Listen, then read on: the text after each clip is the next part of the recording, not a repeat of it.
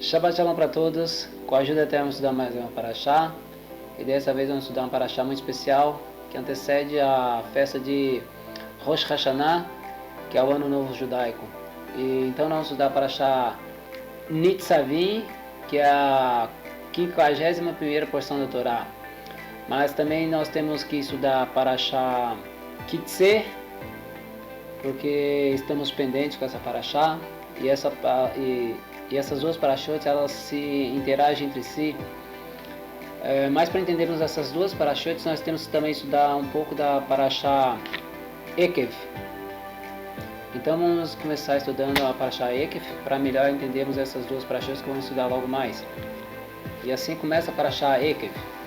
Verhaya Ekev Tismeun et Amishpatim Aele Usmatem Vasitem Otam Veshamad na Elohecha Lecharet Aberit Be'ahatemet Asher Nishba Levotecha. Traduzindo: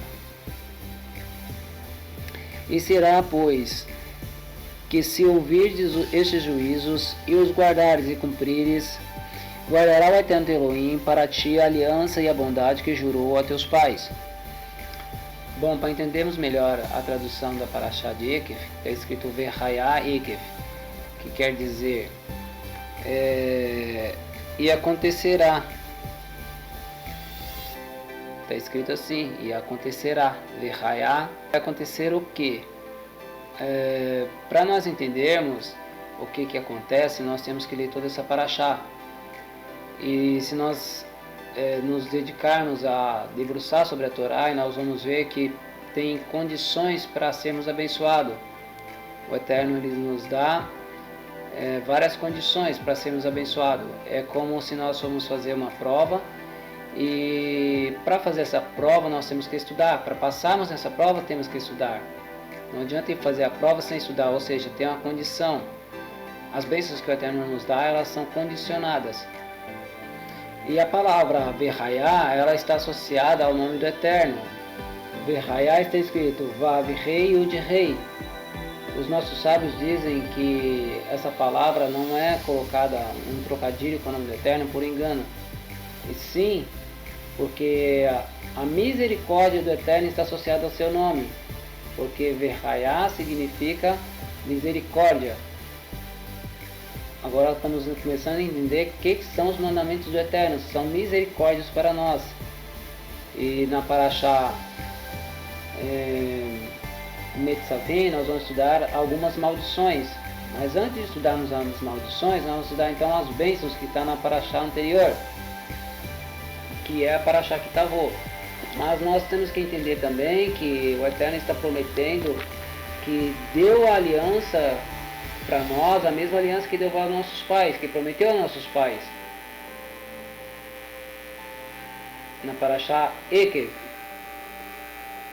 Então o Eterno está falando que as pessoas que servem a Ele, os seus filhos, os que têm aliança com Ele, são aqueles que guardam esses mandamentos. Todos os mandamentos, sem exceção de mandamentos. Então a parashá Kitavot, ela vem trazer mais entendimento para nós sobre as bênçãos. A parashá Kitavot vem nos ensinar a sermos gratos ao Eterno. Bem no começo a gente vai ver, está escrito assim, ó, Verhaya Kitavot. Ou seja, o começo da parashá já está falando sobre a misericórdia do Eterno para com o povo dele, para aqueles que o servem. Toda a primícia, o israelita deveria colher o dízimo das primícias e levar de tempo em tempo, de 3 em 3 anos, ao templo. E essas primícias seriam para o sacerdote primeiramente, depois para o peregrino, depois para o órfão e depois para a viúva. E todos esses mandamentos das primícias nós vamos ver que está nessa ordem. Primeiro, o israelita tinha que levar o sacerdote, e o sacerdote ele era o responsável por dividir essas primícias. Por que primeiro ao sacerdote? Porque o sacerdote ele não plantava e não colhia. Ele era isento de trabalho nas lavouras, de fazer agricultura. Porém, ele tinha que estudar a Torá, tinha que ensinar a Torá para os israelitas, tinha que ensinar a letra do hebraico para os israelitas, tinha as yeshivotes que se ensinavam. Agora, por que o sacerdote tinha que dar primeiramente ao peregrino? Porque o israelita ele tinha sido escravo no Egito, e ali ele tinha que tratar diferentemente das nações, ele tinha que tratar o viajante, o peregrino em suas terras, diferente do que tratavam as nações. Como tratou o Egito a eles, os israelitas, não deveria assim tratar o israelita ao estrangeiro, ou ao viajante, ou até mesmo ao peregrino que morava entre eles. E depois ao órfão. Por que ao órfão? Porque muitas das vezes o órfão era aquela criança que o pai foi para a guerra e morreu, a mãe foi levada em cativo, ou também faleceu, ou já não tinha mãe.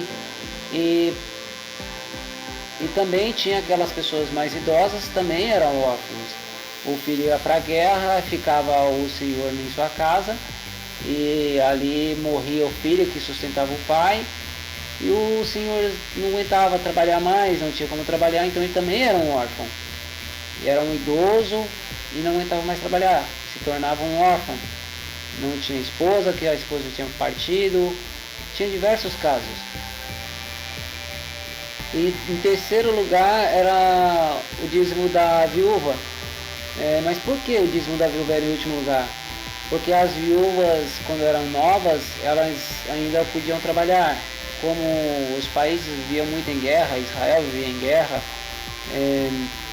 as viúvas muitas das vezes eram novas e elas tinham como trabalhar. Então, o sacerdócio não era obrigado a tratar dessas viúvas. Nós podemos ver um caso bem peculiar, bem semelhante a esse, é o caso de Noemi, a sogra de Ruth, que ela também trabalhava para poder sustentar.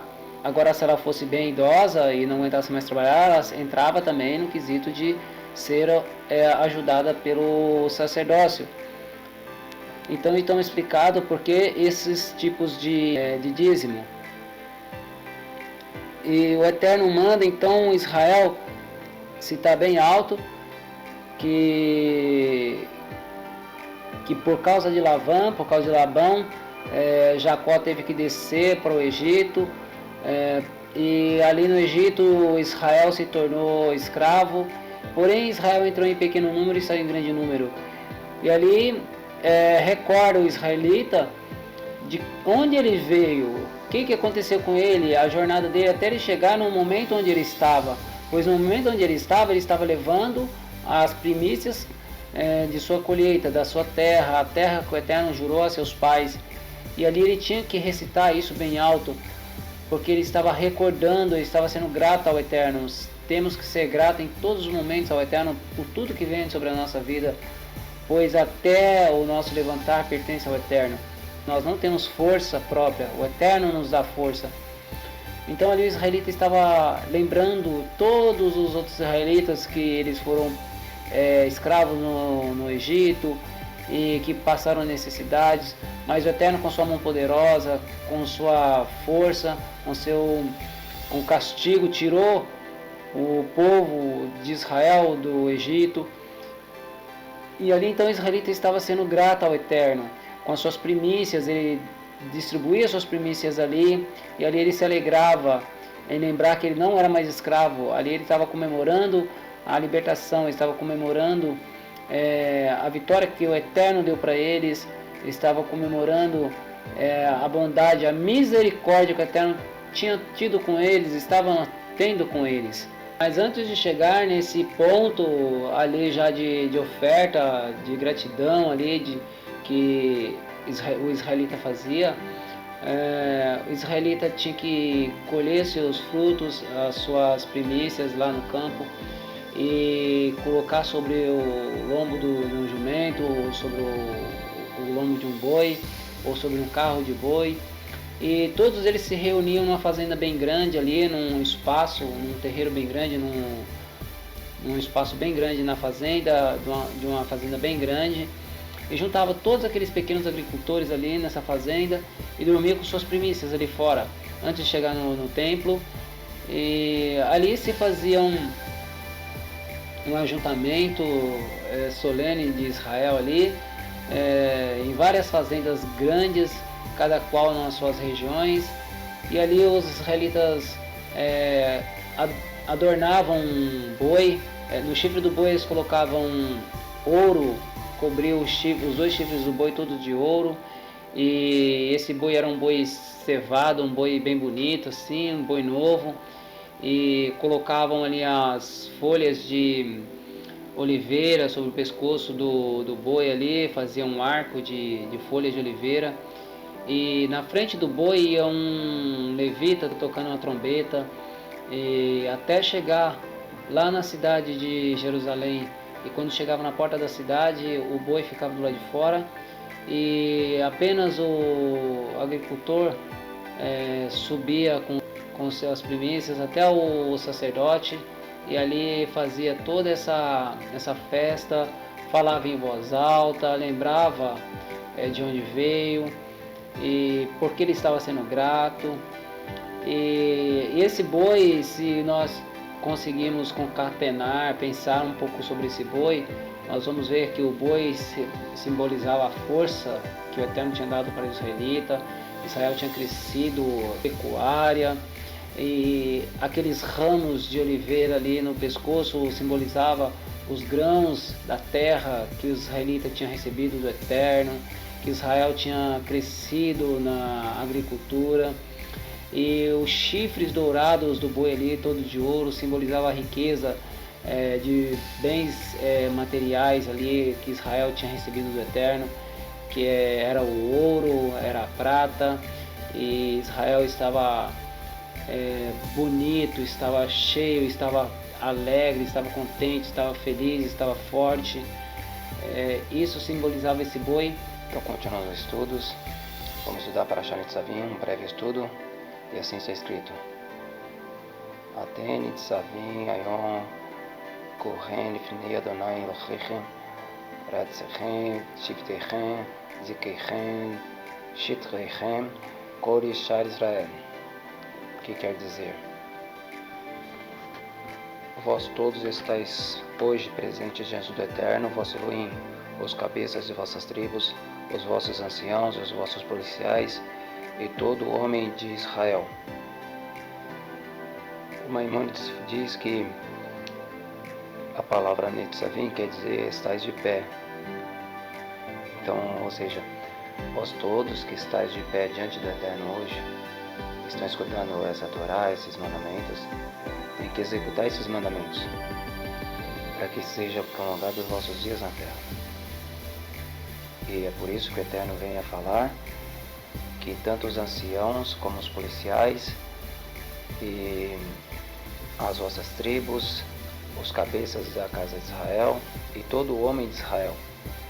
Ele quer dizer então que a Torá foi dada a todos que ali estavam, e a Torá é dada a todos quantos ouvem essas palavras, ouvem essa Torá.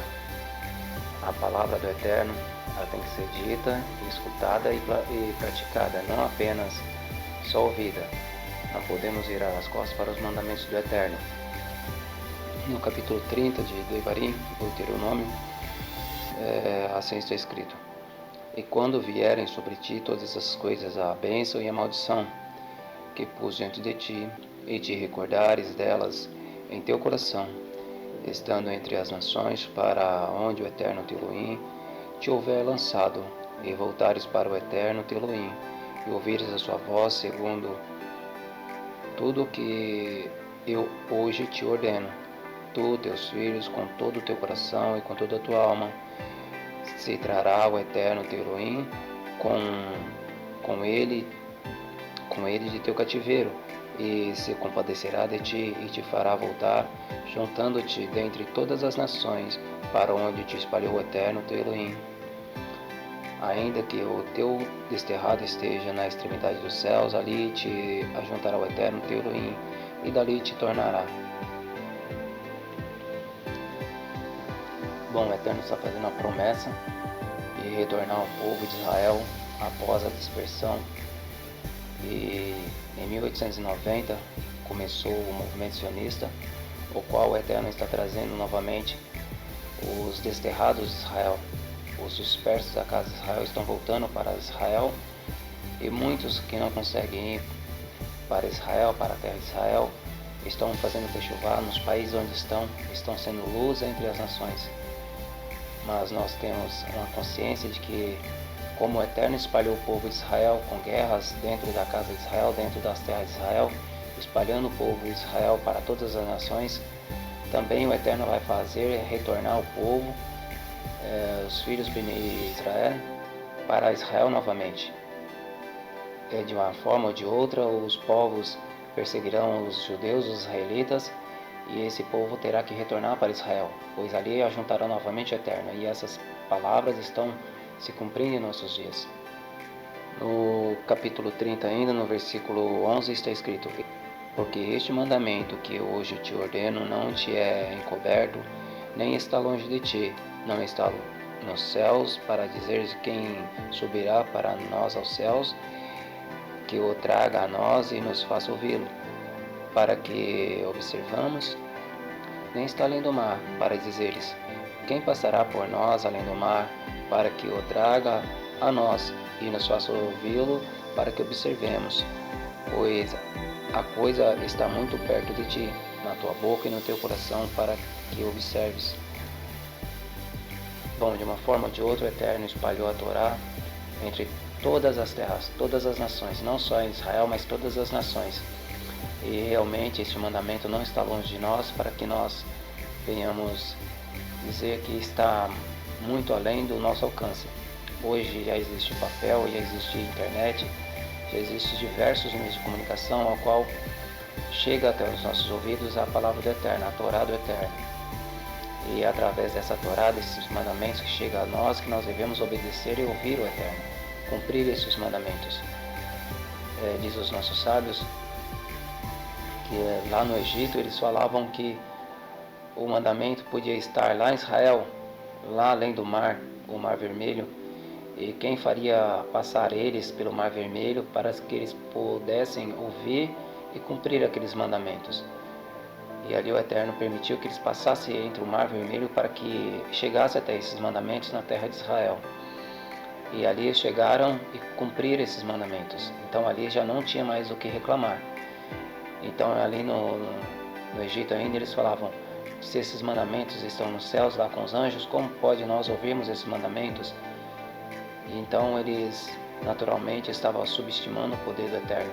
Mas o Eterno fez eles passar pelo mar, em vez de ir pelo deserto ali, saindo do Egito. O caminho era bem menor, era bem mais curto. Mas não, o Eterno fez eles passar por um lugar onde era impossível passar, para que se cumprisse o desejo do coração deles, para que eles vissem que não era o mar que impedia eles de observar os mandamentos do Eterno, e nem os céus é o limite para observarmos as palavras do Eterno. Ou seja, não há dificuldade para nós. Quando nós queremos, o Eterno vai nos abençoar para que nós possamos cumprir esses mandamentos. Que o Eterno abençoe a todos. Shana Tová.